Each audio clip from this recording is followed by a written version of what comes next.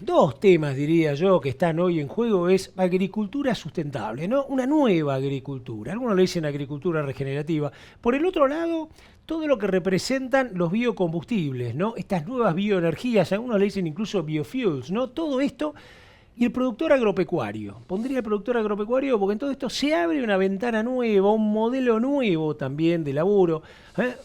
Casi les diría hasta una planificación. Bueno, vamos a charlar de todo eso y para hablar de todo eso llamamos a un gran amigo con el que siempre nos sacamos estas dudas existenciales, el ingeniero Jorge Bassi, maestro de las ciencias. ¿Cómo estás? Un gusto verte. Un gusto verte y muchas gracias por la invitación y con un tema muy nuevo que me parece que va a marcar la agenda de los próximos 10 años de la agricultura. Me encanta. Vos siempre estuviste en todo lo que era...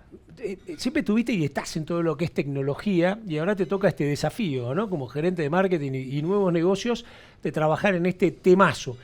Y creo que tiene que ver mucho con que vos apalanques toda esta nueva agricultura sustentable, ¿no? Lo que viene en adelante en cultivos y cómo entra en la rotación del productor, ¿no? Que está bueno eso, bajarlo al campo. ¿Cómo lo ves? Sí, porque se están cruzando varios caminos. Por un lado, el camino de el cambio climático, la descarbonización, dejar de usar estas energías fósiles como única fuente de energía que tenemos a nivel global y empezar a reemplazarla por eólica, solar, eléctrica con esa base, o cambiar los combustibles hechos con petróleo, con fósiles, por fuentes renovables. Entonces esa es una tendencia global. Sabemos que los países desarrollados están muy focalizados en bajar sus emisiones, en premiar a las empresas que así lo hacen con nuevas tecnologías y a la vez con una mirada en el agro que diciendo, bueno, el agro se tiene que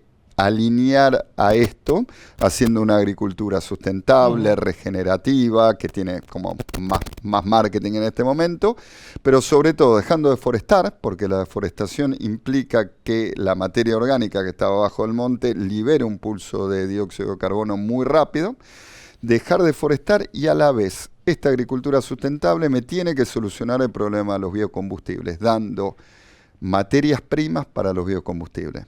Entonces, señora, en el agro nos piden más producción, pero a la vez más cuidado del ambiente, que es un desafío técnico. Es un desafío técnico muy, muy importante. Y en este mundo hay una cosa que es una nueva tecnología que es bastante importante para explicar el rompecabezas, que es que las refinerías de petróleo se están reconvirtiendo en refinerías sustentables. ¿Cómo? Bueno, invirtiendo en una tecnología que se llama de hidrotratamiento, en la que en vez de meter petróleo pueden meter grasas animales, aceites de cocina usado, y hay una figura acá para apoyarnos, aceite de cocina usado o aceites vegetales. Y estas refinerías están creciendo muchísimo, esto se ve en la figura en los últimos años. Fíjense cómo ha pasado de niveles muy muy bajos a una escalada entre el año 2020 y el 25 muy importante, que empieza a impulsar una demanda de aceite, de grasas, de aceite usado y de aceites vegetales que sí o sí tienen que estar certificados con baja huella de carbono, porque dicen, si no está certificado, sigo usando el petróleo, digamos, certifícame que este aceite que estás poniendo en mi refinería no ha dañado el medio ambiente, ha tenido muy bajas emisiones a lo largo de su producción, para que yo haga el esfuerzo de reconvertir mi industria. Entonces, es el cruce de varios caminos el que tenemos como oportunidad de acá para adelante. Decime, y estos aceites vegetales, vos dijiste bien el tema de certificar, ¿no? Pero ¿tienen algunos otros requisitos? Es decir, ¿cuál es el requisito que te están pidiendo en el mundo o que te están pidiendo para este biofuel? Que en el fondo nos compromete a nosotros para hacerlo, ¿no? Como productores. Ahora estoy mirando del otro lado productores, técnicos que nos ven y dicen, che, qué interesante esto como una alternativa, ¿no? Bueno, el mundo te pide, dame aceites nuevos porque no queremos hacer la complicación de por tapar un agujero o tapar otro. O sea, no queremos sacarle alimentos a la gente. Dame aceites nuevos y los aceites tienen que tener baja huella de carbono con unas reglas bien pensadas, pero especiales si uno las enfrenta por primera vez. Por ejemplo, Uno podría decir, sí, dale, sacamos el combustible, deforestamos una selva, hacemos palma. No, eso no nos gusta. Claro. Bueno, ¿qué es lo que te gusta? Bueno, por ejemplo, hace una agricultura más intensiva, hace más cultivos en la misma cantidad de años. Eso también está en uno de los slides que teníamos por ahí. A ver el siguiente, lo tengo yo. Ahí está. El anterior, Hace claro. más intensificación. Y vos decís, bueno, hasta ahora la agricultura tomaba muchas hectáreas. Bueno, pero si tomas más hectáreas, podés meterte en ambientes que están protegidos, podés meterte en ambientes de deforestación. No es una película que no vaya a suceder, se pueden hacer cultivos perennes, se puede hacer silvopastoril muy cuidado con algunas palmeras, pero lo primero, lo más fácil es intensifiquemos la agricultura. Hace más cultivos por año. Esto que en Uruguay hoy se está manejando muy bien como un indicador. Uruguay tiene muchos campos, te dicen, hacemos 1,6 cultivos por año. Claro. Hace más Pero cultivos van por mirando año. y observando todo el tema del suelo, ¿no? Viste, tienen su planificación. Claro, porque si reemplazamos barbecho, que es un momento donde el suelo pierde carbono, donde toda esa microfauna, esas bacterias y esos hongos que tiene el suelo están buscando la materia orgánica para comérsela. Si vos ahí lo cambias por un cultivo, el cultivo tiene exudados que alimentan toda esa microfauna y además deja raíces, cubre el suelo, te mejora lo que es el control de malezas, que es un tema en la siembra directa que estamos haciendo, y me da una cosecha que yo puedo capitalizar. Certificando eso, en algunos casos lo hemos logrado certificar con huella negativa, comprobando que quedó carbono en las raíces. Ese es el aceite vegetal que están esperando las refinerías. Después, si tiene cadenas de 18 carbono o de 16, la refinería se encarga de homogeneizar todo eso y generar combustibles de muy alta calidad, ya sea de diésel o sea de fuel jet para aviones. O sea que en esto, cuando vos me lo planteás así, yo digo, bueno, ok, estamos hablando de una agricultura nueva, sustentable, que me permite producir estos biofuels sin que compita con la producción de alimentos, ¿no? Y esto es bueno contárselo a la gente. Y mejorando el balance de carbono del suelo. Y mejorando, claro, por eso agricultura sustentable. Por eso es que es muy difícil y quedan... La oportunidad de la intensificación es como el primer paso ineludible para empezar a darle respuesta a esta industria. Esta industria, como decíamos, en esas refinerías hoy va a salir diésel que reemplaza al biodiesel tradicional o va aumentando la cuota, pero también sale combustible para aviones. El avión quedó fuera de la primera ola de biocombustibles, que era de biodiesel y bioetanol. El avión quema algo más parecido al querosén. Claro. Y no había hasta ahora ninguna posibilidad de hacer combustibles renovables para los aviones, con lo cual la cuota de uso de ellos es 0. Entonces el avión, vamos a escuchar mucho que se habla que esto es para aviones, es el cliente con más potencial de crecimiento y que no tiene muchos caminos alternativos que no sean estos, porque pero no puede electrificarse. Que va a haber otros, ¿no? Me imagino, qué sé yo, en muchas otras cosas que van a llegar hasta el transporte público. ¿Sí? Bueno, en autos lo que se espera es que la electrificación baje mucho la demanda de los combustibles líquidos. En camiones livianos también, camiones pesados puede reemplazarse en parte por el tren, que es más eficiente. Pero el avión es un gran dilema. ¿Cómo sostener en el aire el avión? Y la única hoy solución de mediano plazo es el SAF, que es el biocombustible hecho con estos aceites. Se vislumbra algún biocombustible de SAF hecho con bioetanol, con tecnologías que están todavía en desarrollo, pero el avión va a ser probablemente el principal cliente de estas refinerías. ¿Cómo juega en esta agricultura sustentable el concepto de puentes verdes en medio de todo esto? Bueno, los puentes verdes son la forma de salir de esto diciendo aumento de producción y fijo carbono al mismo tiempo. El dilema de lograr un aumento de producción logrando más carbono en el suelo solo lo resuelve en el mediano plazo los puentes verdes con cosecha. ¿Qué son los puentes verdes? Tiene que ser un cultivo que trate de molestar lo menos posible en la secuencia actual de la rotación y agregue en este caso una cosecha de aceite. Y en ese sentido nosotros hemos hecho un ejercicio que les queremos mostrar, que es llenar estos espacios. ¿Cómo llenamos estos espacios? Como decíamos en este slide, nosotros hemos elegido 3 cultivos, colza, camelina y cártamo, que para nosotros son muy interesantes para este desarrollo. ¿Por qué?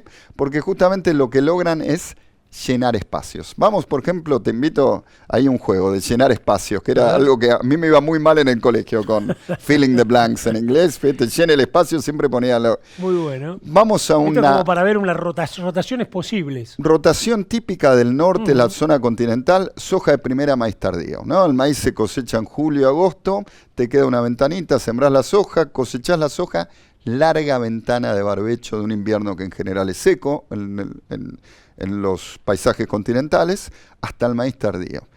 Mucha presión de las malezas, en octubre, noviembre, cuando empieza a llover, y nosotros en estos ambientes estamos trabajando el cultivo de colza, es decir, sembrás la soja, por ejemplo, ahora cosechás la soja ahora en Tucumán y empezás a sembrar la colza rápidamente, aprovechando la humedad del otoño, aprovechando la capacidad de la colza de raíz pivotante que va a explorar el perfil, y lo tenés que cosechar en la última de octubre, primera semana de noviembre, liberás el lote, dejás que haya una recarga y podés sembrar el maíz tardío si sigue subsistiendo. Pero digamos que es, para el caso de Tucumán, para el norte de Córdoba, ya tenemos varios productores que están haciendo más de 1000 hectáreas de estos cultivos porque vieron la oportunidad de dejar carbono, intensificar de esta forma. Tenemos, por ejemplo, más al norte en Salta, la colza es un ambiente demasiado seco y ahí resucitamos el viejo cártamo, que en los 80 fue muy famoso. Estamos trabajándolo con nueva genética, pero el cártamo nos parece más interesante para zonas muy, muy secas. Entonces, una rotación continental, 2 cultivos posibles que solucionen el tema. Una rotación más de tierras adentro, un ejemplo, trigo, soja, maíz, soja, un ejemplo clásico.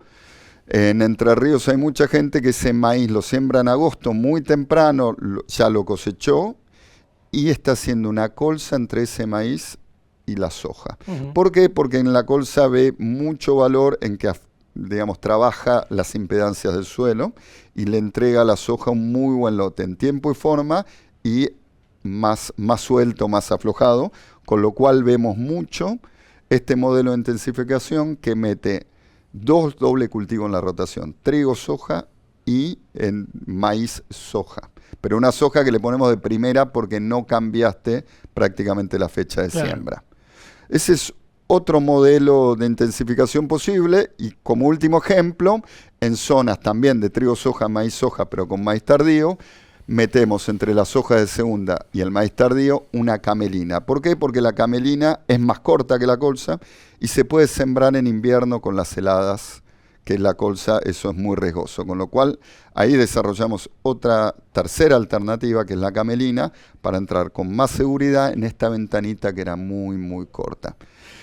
Yo te digo que este año vamos a hacer unas 40.000 hectáreas y el 80% entra en alguno de estos modelos que estamos mencionando, pero es el productor el que finalmente arriesga su capital, busca el trabajo y conoce bien su campo, sus riesgos, sus problemáticas para ver cuál de estos cultivos le da una oportunidad. Nosotros lo que hacemos es desarrollarle alternativas, desarrollar la genética, la plataforma de negocios, pero es el productor el que tiene que estudiar esto y ver qué valor le agrega a cada uno de estos cultivos y cómo. Decime, acá se agrega un concepto que me acuerdo que se trataba mucho en algún momento en agronegocios en la UBA, ¿no? Que era esa economía por contratos, ¿no? O esa agricultura por contratos. O a veces yo lo veo también parecido a lo mejor a lo que pasa con la cebada, ¿viste? Una cadena muy seria en donde hay una empresa que te está proveyendo de la genética y del conocimiento. Vos que te vas incorporándolo y testeándolo en tus propios modelos de producción, y por el otro lado yo te digo, quédate tranquilo, George, que la empresa te lo compra a tal valor sobre tal otro valor y tenés logística, digamos, hay como una cadena bastante integrada, ¿no? Sí. Y la segunda pregunta que te hago es si esto requiere, pensando un poco en ese cliente que está afuera, en estos aviones y todo, certificaciones especiales. Claro, justamente requiere una certificación con mucho foco en el carbono, ¿no? El premio grande está en certificar y decir, esto tuvo huella de carbono negativa, porque Ok, por más que gasté ok. energía en producirlo, dejé carbono en el suelo. Bueno, ¿cómo dejaste carbono en el suelo? Entonces hay que hacer una línea base de carbono y hay que seguir al lote ese entre, por ejemplo, la colza y la camelina que estés cultivando para este mercado. Y por otro lado obliga, y Bunge de hecho en Camelina asocia con Chevron, obliga a tener contratos marco Claro, claro. estas empresas de energía que van a transformar esto, y la cadena es muy Claro. larga y tiende, no diría a consolidarse, porque no, pero tiende a ordenarse en Ujú. contratos un poquito más con foco en esa trazabilidad y no foco en el spot, en el Claro, claro. commodity, Es un que ganar a cambia. mediano y largo plazo, Y ¿no? sí, Porque porque esto uno le va a ofrecer al productor, hace este cultivo especial y termina con un contrato entre alguien y una aerolínea diciendo, yo te claro. voy a dar este combustible porque tengo esta cadena atrás que me va suministrando cosechas año a año. Eh, Creo que en todo este cambio climático la trazabilidad y el seguimiento de los campos llega para quedarse, Ujú. que los productores que tengan campos propios certificados van a ser los primeros con oportunidad de entrar a la rueda, pero ojalá sea una llave de entrada también para una agricultura más cuidadosa en los campos alquilados a futuro. ¿Por qué? Porque va a haber valor en esto de trabajar a mediano plazo los campos. Y los intercrops, los cultivos de cobertura con cosecha o los puentes verdes con cosecha que Ujú. estamos planteando, juegan un rol de punta de lanza en esto. No van a ser los únicos, pero juegan un rol de punta de lanza para esta nueva agricultura. Jorge, tengo entendido que al 2030 el 50% del combustible utilizado por las empresas de aviación tienen que ser este tipo de biofuels. Y al 2050 entero. Mm. Quiere decir que, o sea, la demanda en teoría va a ser eterna y van a estar buscando en todo el mundo de dónde aprovisionarse, porque vos no podés parar un vuelo porque no falló la cosecha de tal. Vos tenés que tener, me parece, una ingeniería mucho más compleja que la que tenés incluso en la industria de alimentos, ¿o no? Sí, para mí es una cadena muy interesante, por eso también del principio lo planteamos con este juego que hicimos de llene los espacios, bueno, con una cantidad de cultivos que Claro. le agregue valor al productor. En cada zona va a haber tiene que haber un cultivo que le solucione problemas al productor y a la vez no dejar atada una cadena, como dijiste, de suministro a me Sí, falló, sí, sí. apareció la El hemisferio mosquita norte de... tuvo problema, Sí. apareció el Espiro y no tengo provisión. Entonces tenemos que tener escala. Y ahí a futuro vamos a tener escala y unas certificaciones muy, muy enfocadas a carbono. Y darle escala a esas certificaciones es parte del desafío que tenemos como empresa. Nosotros no queremos complicar al productor, queremos ser la llave para que el productor tenga acceso a estos mercados. Pero la verdad que si las metas no se cumplieran y llegáramos a la mitad, igual son volúmenes enormes. Eso es algo que es bueno mostrarle al productor. ¿Por qué vale la pena hoy hacer la curva de aprendizaje Ujú. y entrar a nuestros nuevos cultivos? Porque el volumen demandado va a ser muy grande. No estamos hablando de cultivos que hasta ahora podían cumplir esa función, pero eran nichos, que dos buenas cosechas bajaban el precio, retiraban la oferta. Acá van a ser volúmenes muy, muy importantes que transformen esta industria. Con lo cual vale la pena verlo con esa perspectiva y empezar a dar los pasos para llegar a eso. ¿Te animás a hacerle un resumen a los productores del otro lado de los 13? ¿No? Las 13, ¿no? Camelina, colza, cártamo. Me parece muy piola, ¿no? Porque está bueno, aunque sea un pequeño resumen agronómico y productivo para que cada uno, si bien hiciste toda esa matriz que me encantó de facultad, ahora esto, ¿no? ¿Cómo lo resumirías? Bueno, la bajada comercial con estos tres cultivos son, como dijiste, contratos de producción. Siempre están atados a algún convenio, algún precio internacional para que el Ujú. productor tenga ese respaldo. Y cada uno tiene sus características especiales. La colza es un cultivo, es el tercer aceite a nivel mundial, casi 80 millones de toneladas. Es un cultivo que en el hemisferio norte yo diría que está llegando a madurez, basado en los últimos 20 años en híbridos que tienen resistencia a enfermedades, resistencia a herbicidas, que ya pilan genes, te Ujú. hace acordar un maíz, y que han logrado retener mucho mejor las silicuas, con lo cual la cosecha directa es una realidad. ¿Qué pasa? Tenemos que desarrollar el hemisferio sur, donde Australia y Uruguay son la punta de lanza, pero tenemos mucha genética para elegir. Mismo hoy, Bunge ofrece a los clientes que entran al programa 9 híbridos para elegir. Híbridos invernales, primaverales largos, primaverales cortos, muy cortos, con alguna resistencia o no. Hay mucha genética para elegir y es un cultivo que está para explotar rápidamente. En el caso de la camelina, es un cultivo, lo contrario, un cultivo nuevo que nace bajo esta idea ya de los biofuels. Ajá. Creo que los dos principales valores es ciclo corto. Es un ciclo que en 120 días puede pasar de siembra a cosecha en el invierno. Tiene resistencia a heladas de la siembra, con lo cual siembras de junio que son muy riesgosas para la colza son muy seguras para la camelina. Y tiene muy poca genética a nivel mundial. Nosotros compramos Chakra Servicios, que en la región tiene 4 variedades ya establecidas, inscriptas, que tienen las tecnologías además, como es una semilla más parecida a la del trébol o a la de la alfalfa, peletea la semilla para dar una mejor experiencia en todo lo que es la siembra, y tiene un equipo técnico muy cerca para lograr las buenas experiencias de producción de campo. Esa fue la llave, te diría, entre las variedades y el equipo técnico que nos convenció que Chakra Servicios era una apuesta muy, muy interesante. Ahí el contrato es con Chakra Servicios, que es una tercera empresa, pero también con esta modalidad de un contrato de producción.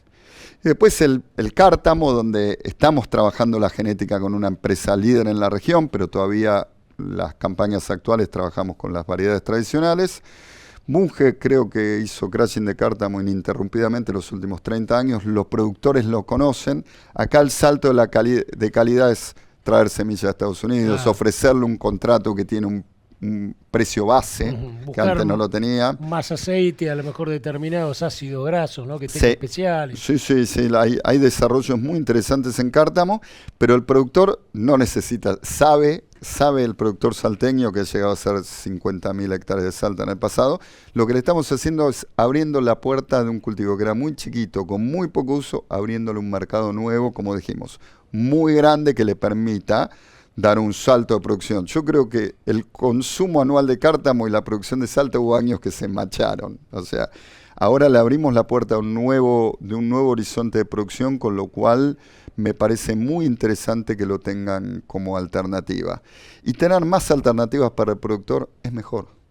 Y eso es el esfuerzo. Abramos alternativas para que desde lo agronómico, de la rotación de herbicidas, desde las malezas, porque algunos de estos tienen un control alelopático de malezas, te dé alternativas para que el productor pueda hacer una agricultura más intensiva y más exitosa. Si ellos son exitosos, nosotros le vamos a poder dar una solución al mundo en algo que es difícil y podemos hacer punta, porque ya tenemos la siembra directa, ya tenemos un montón de lotes que no tienen problemas de deforestación, cosa que otros países no lo tienen tan fácil.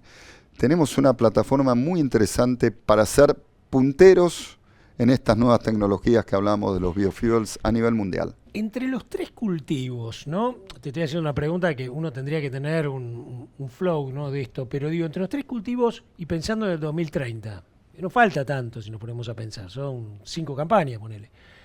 ¿Qué estiman que puede ser la cantidad de hectáreas que nos demanden para poder producir? ¿No? Como si yo te dijera, bueno, yo sumo cártamo, voy viendo la zona, me imagino colza más amplia, camelina, y digo, sí, me da la sensación de que no menos de 200 a 300.000 hectáreas. Sí.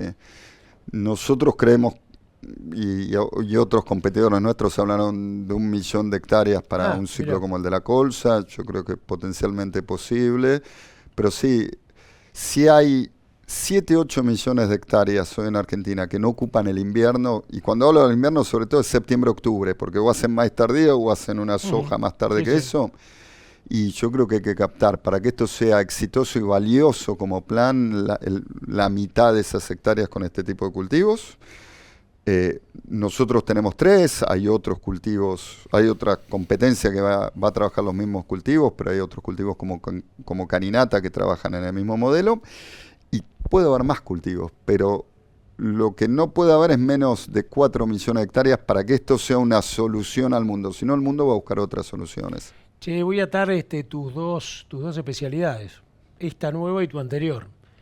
Me imagino que en todo este paquete de manejo debe haber también una fertilización puntual, micronutrientes, no solo nitrógeno, fósforo, potasio, Sí. ¿no? Debe haber una mezcla para tener más Los rendimiento. protocolos de producción los vamos afinando, pero por ejemplo, hay dos cosas interesantes. Acá en la huella ambiental, el nutriente que más pesa por la energía que demanda su producción es el nitrógeno. Entonces todo lo demás no puede faltar y los biológicos tienen que estar todo para tener el foco en la máxima eficiencia de nitrógeno. Después nosotros, Bunge sacó a fines del año pasado un nuevo Solmix, que es el Solmix EcoPower, que tiene inhibidores de nitrificación. Hay otros para urea, que también vamos a estar sacando. ¿Por qué? Porque esos que antes parecía un lujo, no, sacó un inhibidor, esos te aseguran una menor emisión de NOx y te aseguran una mayor eficiencia de nitrógeno. Entonces va a haber mucho foco en no usar dosis tan abundantes de nitrógeno como sí irle mejorando la eficiencia al nitrógeno que estamos utilizando. Y hay nuevos productos que vamos a tener que ir lanzando y atando. Tienen que después aparecer en la calculadora de carbono certificada para lograr ser un valor en el consumidor final. Yo repito, Argentina ya tiene un uso muy eficiente de nitrógeno, de nutrientes en general, o sea que no le cuesta hacer foco. Hay otros países que les gusta ser parecerá increíble, pero les gusta ir muy alto con las dosis y ser ineficientes en el uso de nutrientes. Creo que tenemos muchos buenos aprendizajes, tenemos que dar otros, pero muchos buenos aprendizajes como para que nos pongan la pole position de esta oportunidad en Argentina. Muy bueno, muy bueno. Te hago la última para que me hagas una reflexión, ¿no? Porque arrancamos hablando de una agricultura sustentable, regenerativa, hablamos de biofuels. Y en el fondo lo que estamos haciendo es un sistema donde estamos, a partir de nuestra agricultura, generando materias primas, ¿no? Muy atadas a lo que hoy se está viendo como necesario en el cambio climático. Por el otro lado, lo que estamos viendo también es que estamos capturando nitrógeno, capturando dióxido de carbono, pero además lo estamos fijando en el suelo. Porque una cosa es capturar, lo que sé yo, y la otra es que vos digas, no, tengo un sistema radicular y una planta que fisiológicamente no lo fija en el suelo. Por el otro lado, estamos produciendo también más materia orgánica, que vos lo señalaste en algún momento. Estamos bajando las dosis de insumos e estamos incorporando en los paquetes productos también biológicos en combinación con lo otro, ¿no? Me da la sensación de que agronómicamente es todo un sistema virtuoso muy tentador para hacerlo, ¿no? Bueno, Sí, me sí, está es muy reflexión tuya interesante. porque es un poco el título que le pusimos a esto. Sí, es muy interesante. Yo creo que las nuevas generaciones que están en el agro, que ya entraron en un agro digitalizado y con estas herramientas de ver el lote primero con una foto satelital y después vemos cómo lo recorremos, lo van a captar muy, muy rápidamente. Después van a estar los planes y van a estar las vicisitudes, porque cuando vos vas haciendo de esto un esquemita más parecido al trigo soja, donde cosechás algo y sembrás, tenés que tener la maquinaria, tenés que tener la semilla y todas estas vicisitudes de clima, del año pasado un otoño seco, este año un húmedo, te van a ir cambiando planes. Pero la oportunidad es esa que vos dijiste, es muy interesante y si trabajamos muy bien como cadena integrada de agroindustria, repito, es súper claro que podemos generar un nuevo estándar de agricultura, de cuidado de suelos y de vender la agricultura argentina al mundo de otra forma. Está muy buena esa, sí, sí. Es un brevet hasta social que me parece que mejora hasta la imagen del país a nivel internacional. Impecable, muchísimas gracias, Jorge. Muchas gracias. Excelente. Jorge Bassi, agrónomo, especialista, no solo en el tema fertilizante que siempre nos ayuda, sino en esto, ¿no? Que tiene que ver con nuevos negocios, nuevas alternativas.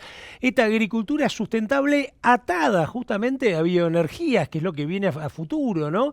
Y todos pensar que en el fondo tenemos, casi les diría, hasta el deber, ¿no? De ser pioneros en estas cosas que nos permitan mejorar, ¿no? La calidad de vida, mejorar la calidad de vida y de los alimentos y también, en este caso, de las bioenergías. Nos seguimos viendo por Canal Agrositio.